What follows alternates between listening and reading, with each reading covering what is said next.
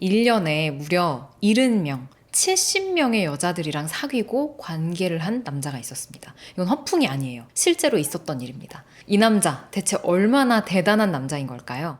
안녕하세요. 알고 싶은 이야기 제이입니다. 심장 쫄깃해지는 얘기 좋아하시는 분들이라면 구독 부탁드립니다. 오늘의 이야기 시작합니다.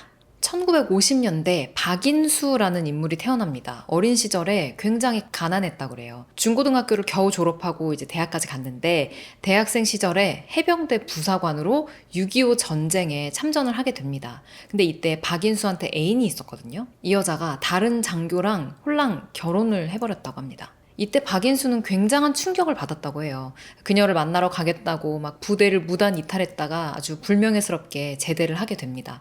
이때부터 박인수는 나는 지금 이 시간부로 절대로 여자를 믿지 않는다. 여자들은 다 똑같다. 이렇게 생각하면서 복수심에 불타는 마음을 이제 다른 여자들을 마구 만나면서 풀기 시작해요.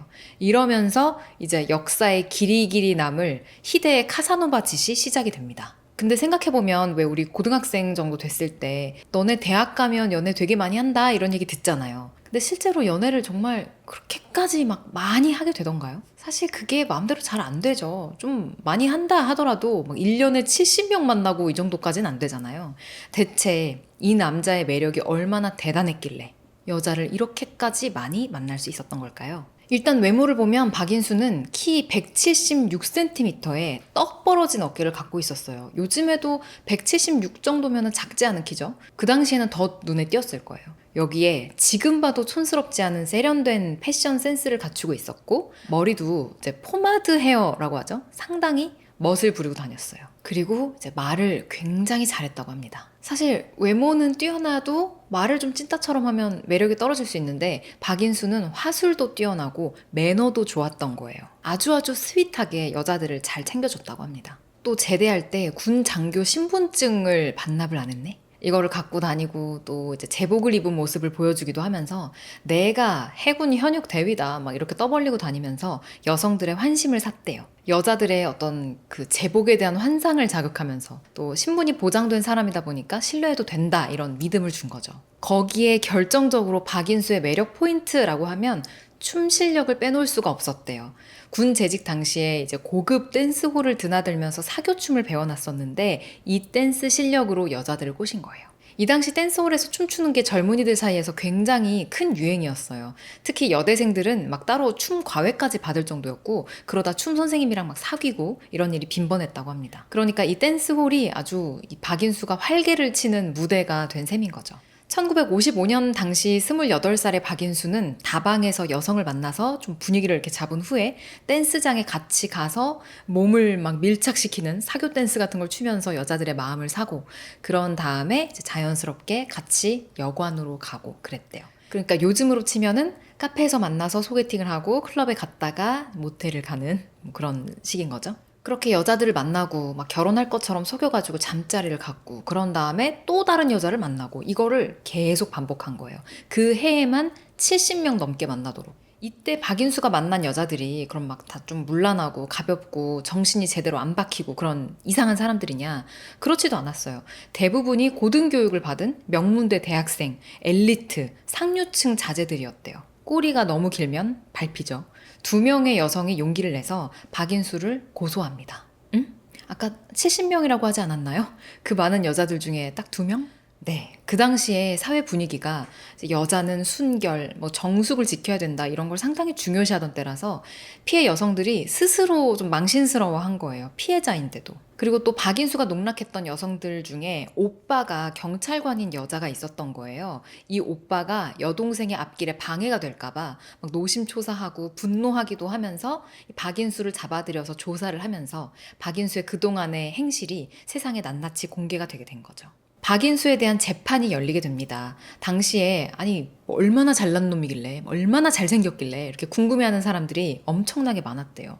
당연히 그랬겠죠. 이 보수적인 사회 분위기에 사실 지금 들어도 놀라운 1년에 70명을 농락한 자가 있다고 하니까 그래서 재판을 보러 10,000명 가까운 사람이 몰립니다. 막 들어가서 구경을 하고 싶은데 못 들어가서 밖에서 대기한 사람들도 되게 많았다고 하고 이걸 통제하기 위한 인력도 많이 배치가 됐고 그래서 재판을 연기하기까지 하고 아무튼 간에 난리였어요.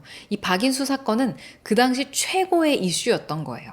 결국 박인수는 얼굴을 가리고 재판장에 들어가게 됩니다. 박인수는 재판에서 뭐라고 했을까요? 네, 제가 70명의 여성을 간음하고 농락했습니다. 죄송합니다. 이랬을까요? 일단은 많은 여성들이랑 관계를 갖고 사귄 것 자체는 인정을 했어요. 근데 내 잘못은 아니었다. 혼인빙자 간음은 절대 아니다 라고 주장합니다. 나는 여자들한테 결혼을 약속한 적이 없고 여자들이 다 제 발로 따라와서 몸을 내주었다. 이렇게 얘기를 해요. 그러면서 사실 댄스홀에서 춤춘 후에 여관으로 같이 가는 게 어떤 불문율 같은 그런 상식이다. 솔직히 그냥 가만히 있어도 자연스럽게 여자랑 잘 수 있는데 뭐하러 내가 결혼까지 약속을 하겠느냐. 이런 아주 맹랑한 진술을 합니다. 심지어 내가 만난 여성들 중에 진짜 처녀는 미용사 이모양 딱 한 명뿐이다. 어차피 다들 처녀가 아니니까 이건 혼인빙자 간음도 아니다. 놀랍죠? 일단은 본인이 뭐 산부인과 전문의도 아닌데 이 여성의 관계를 처음 가지는 사람인지 아닌지 그건 어떻게 정확하게 판별을 할 것이며 설사 뭐 어떻게 판별이 된다고 해도 처녀면은 법의 보호를 받고 처녀가 아니면 법의 보호를 못 받고 뭐 이런 시스템은 어느 나라 법인가요? 그런데 법정에서 이런 주장이 어느 정도 먹혀요. 그 당시의 시대상과 분위기에서는 그게 이제 말이 되는 소리였나 봐요. 판사의 태도도 그렇고 신문 기사의 논조도 그렇고 그러니까 박인수보다는 피해자 여성들을 비난하는 쪽이었어요. 그러니까 왜 저런 모자란 자식한테 놀아나도록 행실을 조신하게 하지 않느냐 이런 식이었어요. 또 심지어 굉장히 충격적인 말도 나오는데 정신이 제대로 박힌 여자라면 스스로 목숨을 끊는 사람이 한 명쯤은 나와야 되는 것 아니냐. 행동으로 증명해라. 이런 식의 글이 신문에 공개적으로 실리기도 합니다. 너무 심하죠? 결국 권순영 판사가 들어온 1심 판결에서는 혼인빙자 간음죄에 대해서 무죄가 나와요. 공문서 부정행사건에 대해서만 벌금 2만 원을 부과합니다. 그 중간에 피해 여성들이 막 증인으로 출석하지 못하겠다라고 해가지고 증인이 없으니까 재판이 무기한 연기되기도 하고 그래요. 근데 여기서 권순영 판사가 안 좋은 의미로 후대에 길이길이 남을 말을 합니다. 법은 정숙한 여인의 정조만을 보호한다. 그러니까 뭐 댄스홀 다니고 이런 여성은 문란한 여성이기 때문에 법이 보호할 필요가 없다. 이런 얘기인 거죠.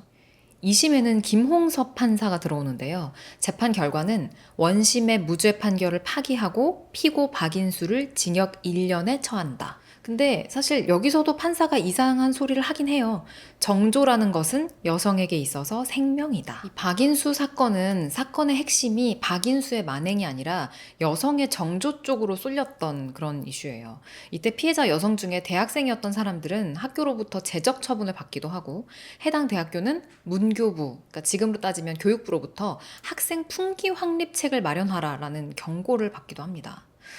이 사건을 쭉 조사하면서 정조라는 게 과연 뭘까? 정조가 왜 중요할까? 이런 생각들을 해봤어요. 제가 이제 늘 하는 말인데 좀 이제 뭐 19금, 뭐 29금까지 갈 수도 있는 그런 얘기지만 우리가 순결이라는 단어를 쓸 때 그 기준이 뭘까? 사실 뭐 육체적인 관계를 맺지 않은 상태를 얘기하는 걸 텐데 사실 육체적 관계라고 하면 그 안에도 또 이제 여러 가지 종류가 있을 수 있단 말이에요. 더 자세히 이야기하고 싶지만 여기까지만 하겠습니다. 그래서 여러분도 그 기준을 한번 생각해 보시면 좋겠어요. 그리고 그 기준이 어떻게 세워졌다 한들 그게 왜 중요한 개념인 걸까? 특히 왜 유독 여성에게만 그렇게 강요되는 개념인 걸까? 여러분의 의견도 댓글로 많이 남겨주세요. 저는 또 다른 이야기로 찾아오겠습니다.